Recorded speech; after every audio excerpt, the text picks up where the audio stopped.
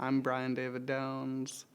I'm an artist from Minnesota, and I'm doing the Bemis residency from September to November.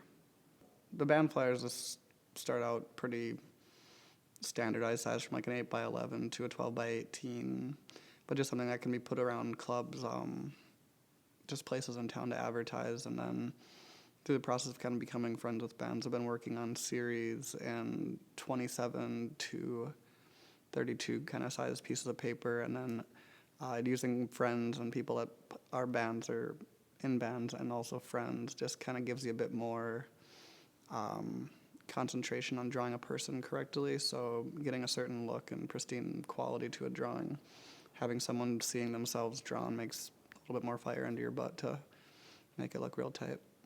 The process of being, it's just kind of like a constant motion where I'm just going from one thing to the other. I'll have about 10 things going on at once, maybe more, maybe just a little bit less, but and just kind of going back and forth in between them, and it just kind of picks up, and then seeing things that can go between the styles or not. But overall, it's just kind of not trying to stay too put down on one thing at one time and keep it fresh and moving. The Bemis has really been awesome, being able to just get back into oil paints a lot.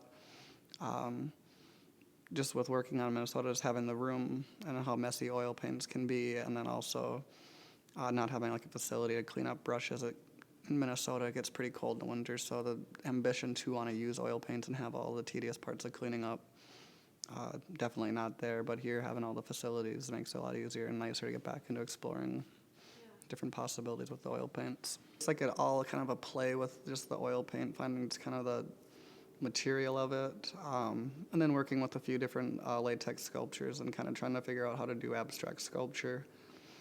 Just having that, the ability to create objects and not have them just go right to a space and clutter up, but have a bit more time to have them out and around and really contemplate.